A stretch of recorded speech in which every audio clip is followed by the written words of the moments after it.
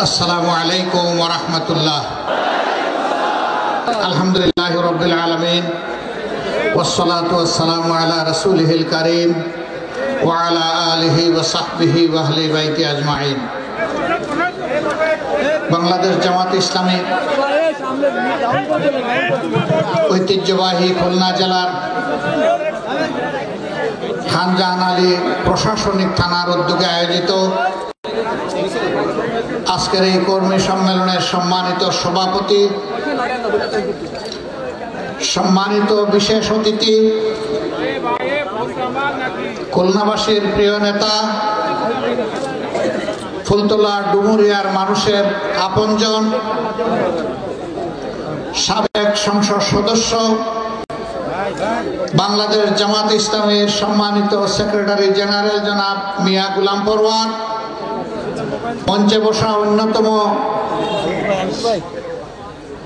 বিশেষ অতিথি, বাংলাদেশ জামাত ইসলামীর নির্বাহী পরিষদের অন্যতম সদস্য জনাব মোবারক হোসাইন, আঞ্চলিক এবং স্থানীয় নেতৃবৃন্দ, সহকর্মী ভাই ও বোনেরা, সুধীমণ্ডলী, বিভিন্ন রাজনৈতিক বন্ধু সংগঠনের সম্মানিত নেতৃবৃন্দ, সাংবাদিক বন্ধুরা, প্রশাসনের সম্মানিত কর্মকর্তা এবং সদস্যবৃন্দ, আমি মহান রব্বুল আলামিনের শুকরিয়া আদায় করছি। আল্লাহ তাআলা আজকে আপনাদের সামনে আমাকে হাজির হওয়ার তৌফিক দান করেছেন। আলহামদুলিল্লাহ রাব্বিল আলামিন। 2023 সালের আজকের এই দিনটিতে আমরা কল্পনাও করি নাই ওই বছরের 1 ডিসেম্বর আল্লাহর এতগুলা বান্দাবান্দি একসাথে মিলিত হতে পারবে, মুক্ত মানুষ হিসাবে তারা একসাথে বসতে পারবে, আমরা কথা বলতে পারবো, তারা কথা শুনতে পারবেন, এটা আমরা কল্পনা করিনি। আল্লাহ রাব্বুল আলামিন তার খাস মেহেরবানিতে বিগত 15 বছর যে স্বৈরাচারী সরকার 15 বা 15.5 বছর জাতিকে দাপিয়ে বেরিয়েছে, মানুষ খুন করেছে, গুম করেছে, জনগণের সম্পদ লুণ্ঠন করে বিদেশে পাচার করেছে, হাজার হাজার লাখ লাখ মামলায় কোটি কোটি মানুষকে মামলার জালে বন্দী করেছে, ঘরে বাইরে মানুষের শান্তি এবং নিরাপত্তা কেড়ে নিয়েছে, কার্যত বাংলাদেশকে একটা বৃহত্তর কারাগারে পরিণত করেছিল। আল্লাহ রাব্বুল আলামিন তাদের জুলুমের হাত থেকে একান্ত মেহেরবানিতে এই দেশবাসীকে মুক্তি দিয়েছেন, তাই আরেকবার আল্লাহ শুকরিয়া, আলহামদুলিল্লাহ। সম্মানিত ভাই ও বোনেরা, বাংলাদেশ আমাদের প্রিয় জন্মভূমি। আল্লাহ রাব্বুল আলামিন মেহেরবানি করে আমাদেরকে এখানে পয়দা করেছেন। বিভিন্ন বর্ণ, ভাষা এবং ধর্মের বৈচিত্র্যে আমাদের এই বাংলাদেশের সুন্দর বাগান আল্লাহ তাআলা নিজেই সাজিয়েছে। এদেশে সংখ্যাগরিষ্ঠ মানুষ মুসলমান হলেও আমরা বিভিন্ন ধর্মের মানুষ মিলেমিশে সুখ দুঃখ ভাগাভাগি করি এবং শান্তিপূর্ণ সহাবস্থান করি। আমাদের মধ্যে রয়েছে সাম্প্রদায়িক অভূতপূর্ব সম্পর্ক এবং সম্প্রীতি। এটি আমাদের সৌন্দর্য, এটি এদেশের মানুষের গর্ব। এমন সুন্দর একটা বাংলাদেশকে কারা এলোমেলো করে দিয়েছিল? একটা পরিবার, একটা গোষ্ঠী, একটা দল।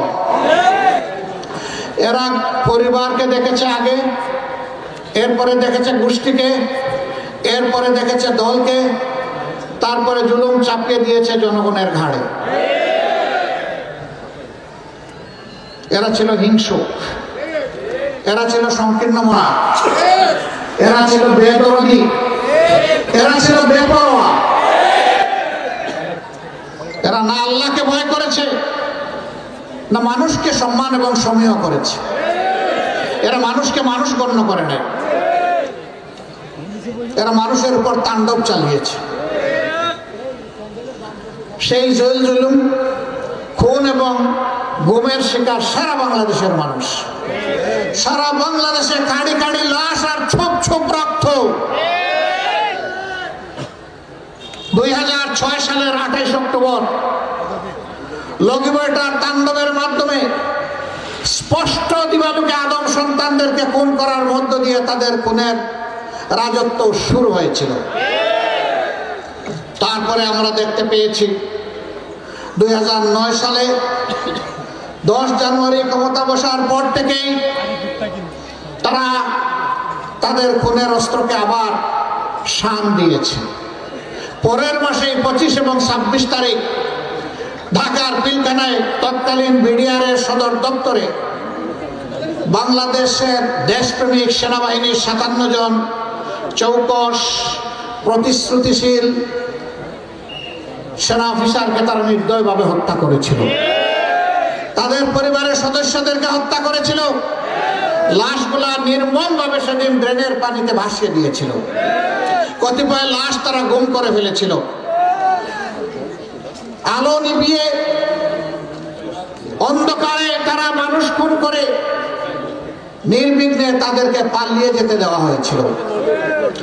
কারা এই নেপথ্যে, এই খুনের নেপথ্যের নায়ক, কারা ষড়যন্ত্রকারী, কারা সিদ্ধান্তকারী, কারা সিদ্ধান্ত বাস্তবায়নকারী, আজও বাংলাদেশের মানুষ তা জানতে পারেননি। কেন? কারণ যারা ক্ষমতায় ছিল তারাই প্রকৃত খুনি ছিল। বাংলাদেশের দুইটা দেশপ্রেমিক স্তম্ভ ছিল খুবই মজবুত। একটা আমাদের গর্বের সেনাবাহিনী, তাদের সহযোগী প্যারামিলিটারি বিডিআর, আর একটা হচ্ছে পরীক্ষিত দেশপ্রেমিক সংগঠন বাংলাদেশ জামাত ইসলামী। সেনাবাহিনী এবং বিডিআরের উপর আঘাত দেওয়ার পর এরপরেই তারা আঘাত এনেছে জামাত ইসলামের উপর। ঠান্ডা মাথায় মিথ্যা অভিযোগ দায়ের করে সাজানো সাক্ষী পাতানো কোর্ট, এই দিয়ে ঠান্ডা মাথায় আমাদের নেতৃবৃন্দকে হত্যা করা হয়েছে। আমরা আল্লাহ তাআলার কাছে এই হত্যার বিচার চাই, দুনিয়ায়ও আমরা এই হত্যার বিচার দেখতে চাই। আমাদের নেতৃবৃন্দ সহ 6 সালের 28 অক্টোবর থেকে শুরু করে 24-এর 5 আগস্ট পর্যন্ত নির্মমভাবে যাদেরকে হত্যা করা হয়েছে, প্রভুর দরবারে দোয়া করে, হে প্রভু দয়া করে তাদেরকে শহীদ হিসাবে কবুল করুন। তাদের শাহাদাতের এই রিপোর্টটুকু আমাদের অন্তরে আপনি জাগিয়ে দিন। তাদের পরিবারকে আপনি সবরে জামিল আতা করুন। যারা পঙ্গুত্ব বরণ করেছে, হে আল্লাহ তাদের সিনায় আপনি আপনার প্রশান্তির হাত বুলিয়ে দিন। তাদেরকে সক্ষমতা দান করুন, তারাও যেন এই দেশবাসীর জন্য আরো কিছু করতে পারে। বিশেষভাবে আমি ধন্যবাদ, কৃতজ্ঞতা, ভালোবাসা, শ্রদ্ধা এবং তাদের প্রতি আমার উষ্ণ অভিনন্দন জানাই, যারা এই বছরের 1 জুলাই থেকে শুরু করে 5 আগস্ট পর্যন্ত বুক চিৎকে দিয়ে বলেছিল, বুকের ভিতরে তুমুল ঝড়, বুক পেতেছি, গুলি কর। তাদের প্রতি আমার শ্রদ্ধা এবং স্যালিউট। 15.5 বছর নির্যাতিত জাতি বহু চেষ্টা করেছে সন্ত্রাসীদেরকে, ফ্যাসিস্টদেরকে ক্ষমতা থেকে তাড়ানোর জন্য, কিন্তু আমরা শেষ সফলতা আমরা দেখতে পারিনি। আমাদের গর্বের সন্তানদের হাতে আল্লাহ সেই সফলতা দান করেছেন। আলহামদুলিল্লাহ রাব্বিল আলামিন। এই সন্তানদেরকে নিয়ে আমরা গর্বিত। আল্লাহ তাদের অভিভাবক হওয়ার জন্য আমাদেরকে সেই সৌভাগ্য দান করেছেন। আমরা আপনাদেরকে কথা দিচ্ছি, আগামীতে মুক্তিপাগল জনগণ যে দেশ দেখতে চায়, আমরা সেই দেশের দায়িত্বটা আমাদের সন্তানদের হাতে, যুব সমাজের হাতে তুলে দিতে চাই। তারা অত্যন্ত দায়িত্বশীলতার সাথে এবারকার আন্দোলন পরিচালনা করেছে। হাজার উস্কানিতে তারা মাথা গরম করে নাই। তাদের স্লোগান ছিল রক্ত গরম মাথা ঠান্ডা। তা প্রমাণ তারা দিয়েছে। রক্তের বিনিময়ে তারা ফ্যাসিবাদকে বিদায় করেছে, কিন্তু একটা মুহূর্তের জন্য তারা মাথা গরম করে না। পালিয়ে যাওয়া পতিত স্বৈরাচার বলেছিল তারা শাসন ক্ষমতা থেকে বিদায় নিলে 2 দিনের ভিতরে 5 লক্ষ মানুষকে তাদের খুন করা হবে। আল্লাহর মেহেরবানিতে তার কিছুই হয়নি। তারা দায়িত্ব জ্ঞানহীন, কাণ্ড জ্ঞানহীন, বেদরদি, বেপরোয়া। তারা এই দেশকে, মানুষকে ভালোবাসে না বলে মানুষের রক্ত তারা পছন্দ করে। কিন্তু এই দেশে যারা জন্ম নিয়ে এই দেশকে ভালোবাসে, তাদের কাছে মানুষের জীবন, সম্পদ, ইজ্জত সবকিছু হচ্ছে আমানত এবং নিরাপদ। আমাদের দায়িত্বশীল গর্বিত জাতি বিশ্বের বুকে 5 আগস্ট এবং পরবর্তীতে তার প্রমাণ রেখেছে। দেশবাসীকে অভিনন্দন। আমরা 5 তারিখে দেশবাসীকে আহ্বান জানিয়েছিলাম, শান্ত থাকুন, ধৈর্য ধরুন, প্রিয় দেশকে ভালোবাসুন। আলহামদুলিল্লাহ, সারা বাংলাদেশে বড় কোনো অঘটন ঘটে নাই। ছিটাফোটা যা ঘটেছে তার জন্য আমরা লজ্জিত, একেবারেই স্বল্প। ওটাও না ঘটলে আরো ভালো। দেশবাসী প্রমাণ করেছে আমরা এই দেশকে ভালোবাসি। এদেশ আমাদের দেশ, এদেশ আমাদের বাপ দাদার দেশ, এদের আমাদের সন্তানদের দেশ, এবং আমাদের সন্তানদের জন্য আমরা একটা নিরাপদ আবাসভূমি দেশ চাই। আমাদের সন্তানদের আরেকটা স্লোগান ছিল, উই ওয়ান্ট জাস্টিস। আমরা ন্যায় বিচার চাই, আমরা বৈষম্য চাই না। তাই তারা তাদের প্ল্যাটফর্মের নাম দিয়েছিল বৈষম্য বিরোধী ছাত্র আন্দোলন। তাদের এই স্বপ্ন আমাদেরকে বাস্তবায়ন করতে হবে। এই স্বপ্নের কোনো ভিন্নতা আমরা দেখতে চাই না। আমরা আমাদের সহকর্মীদেরকে অনুরোধ করেছিলাম, এদেশের মাটি আমাদের প্রিয় মাটি, এদেশের মানুষ আমাদের প্রিয় মানুষ।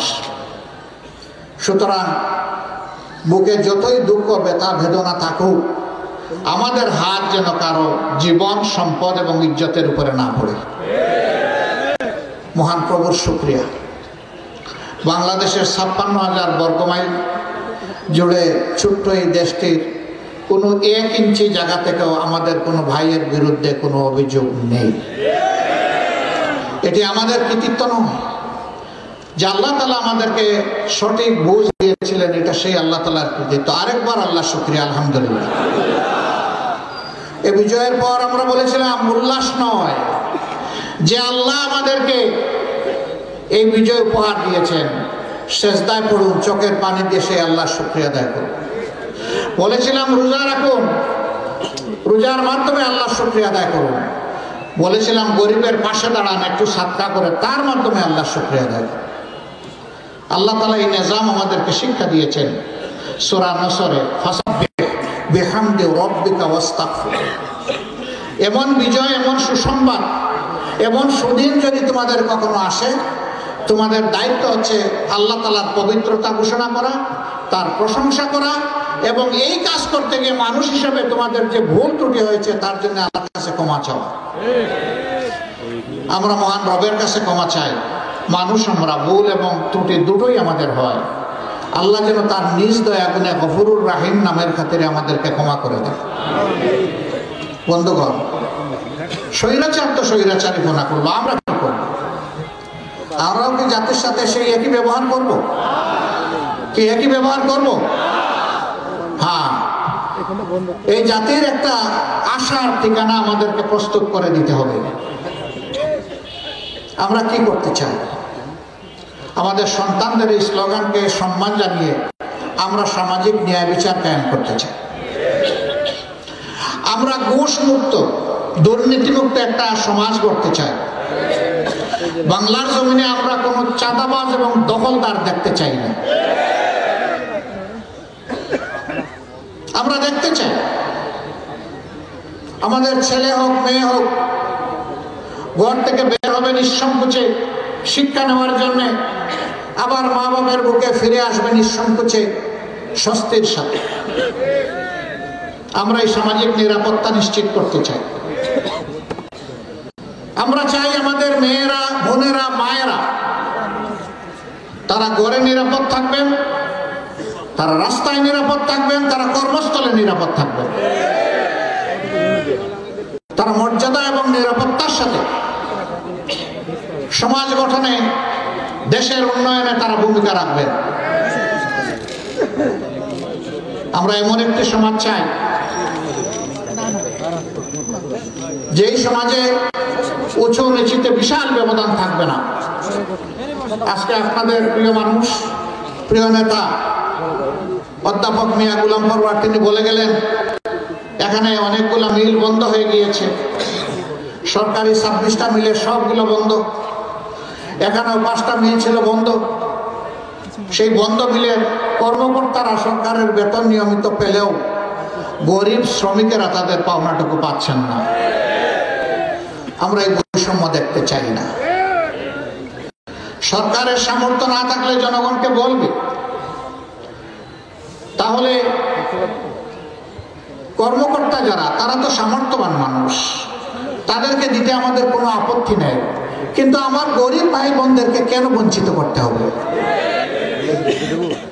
যদি ওনাদেরকে দেন তাহলে এদেরকেও দিতে হবে, এবং এর জন্য তাদেরকে যেন দাঁড়ে দাঁড়ে কাঙ্গাল হয়ে কারো করুণার জন্য করতে না হয়, তাদের পাওনা যেন সম্মানের সাথে তাদের হাতে তুলে দেওয়া হয়।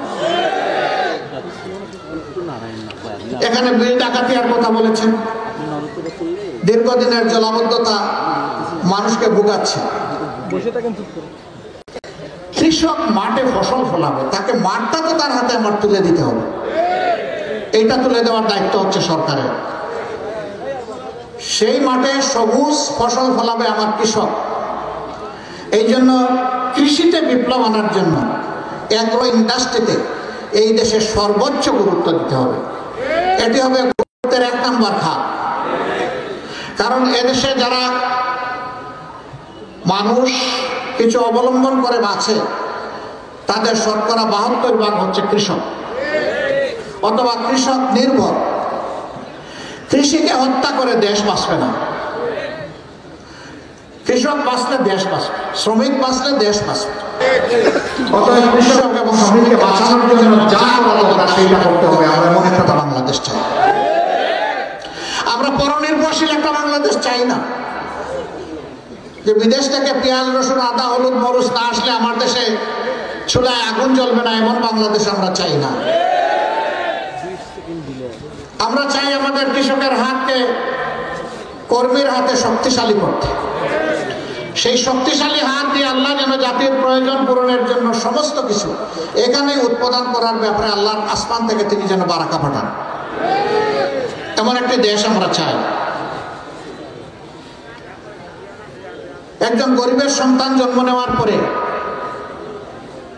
রাষ্ট্রের দায়িত্ব হচ্ছে জন্ম থেকে বেড়ে ওঠা পর্যন্ত তাকে গড়ে তোলা, তার অসুখ বিসুখ হলে চিকিৎসা দেওয়া, স্কুলে মাদ্রাসার সময় হলে তাকে সেখানে শিক্ষার ব্যবস্থা করে দেওয়া, তাকে তিলে তিলে যোগ্য নাগরিক হিসেবে গড়ে তোলা, সেও যাতে আগামী দিনে অবদান রাখতে পারে, সে যেন তার পরিবারের দুঃখ গুছাতে পারে এবং দেশের উন্নয়নে অবদান রাখতে পারে। কিন্তু আজকে তাদের দিকে কেউ ফিরে তাকায় না। তারা অসুখ বিসুখে পড়লে একটু চিকিৎসার ব্যবস্থা তাদের হয় না, কষ্ট নিয়ে কাতরায়। শিশু বয়সে অন্যান্যরা স্কুলে যায়, তখন তাদের শিশুরা অসহায়ের মতো তাকিয়ে থাকে। এরপরে তারা শিক্ষার আলো থেকে বঞ্চিত হয়ে কেউ কেউ অন্ধকার জগতে ঢুকে পড়ে, সমাজের শান্তিকে উলট পালট করে দেয়। এই জন্য ওরা দায়ী নয়, এই সমাজ দায়ী। যে সমাজ তাদেরকে তাদের অধিকার দেয়নি, এই দায় এই সমাজকে নিতে হবে। আমরা এই সমস্ত বৈষম্য থেকে দূর করতে চাই। সর্বোপরি আমরা একটা মর্যাদাশীল বাংলাদেশ, বিদেশে সবাইকে বন্ধু হিসাবে দেখবে, কাউকে প্রভু মেনে নেবে না, আল্লাহ ছাড়া কারো কাছে মাথা নত করবে না। যেদিকে হাত পড়াবো সেই দিকে বন্ধুর হাত পেতে চাইব, কোন আগ্রাসী হাত আমরা দেখতে চাই না।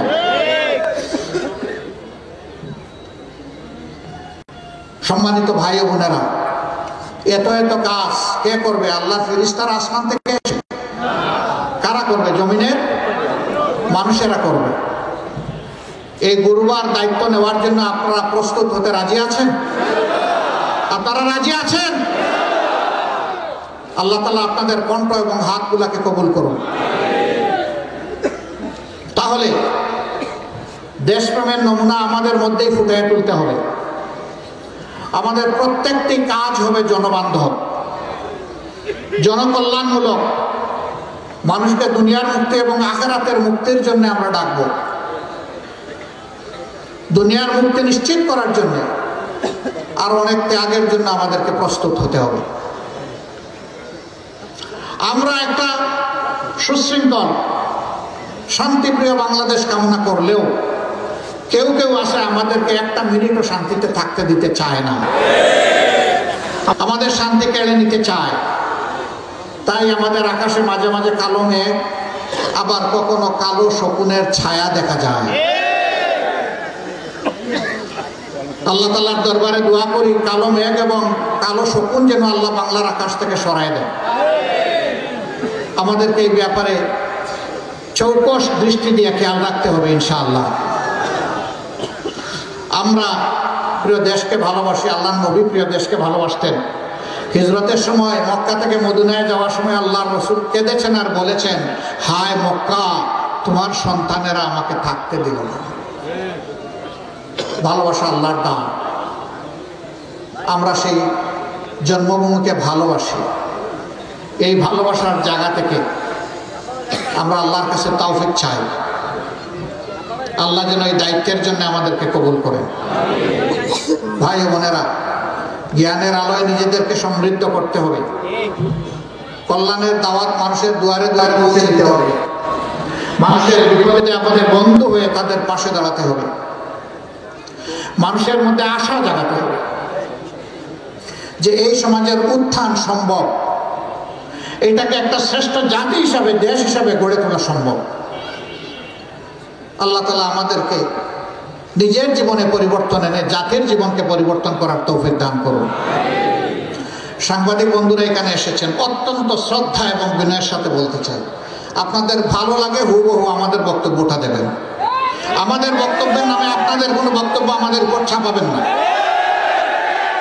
গতকাল সাতক্ষীরায় আমার উপরে জুলুম করা হয়েছে একটা মিডিয়া থেকে। আমি ঢাকায় গিয়ে তাদের কর্মকর্তাদের সাথে বসবো। আমরা কি অপরাধ করেছিলাম? তাদের কি ক্ষতি করেছিলাম? আমাদের নামে কেন তারা এই অপবাদ দিলেন? মিডিয়াকে আমি স্যালিউট জানাই। আপনাদের দায়িত্ব হচ্ছে কালোকে কালো, সাদাকে সাদা বলা। আমার মধ্যে কোনো কালো থাকে আমাকে ছাড় দেবেন না, কিন্তু আমার সাদা পোশাক কেউ কালো করবেন না।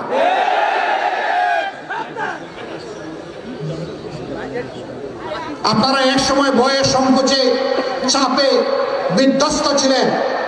আপনারা সত্য কথাটা সত্য হিসাবে লিখতে পারেন নাই, সত্যকে গোপন করতে বাধ্য হয়েছেন অশুভ শক্তির চাপে।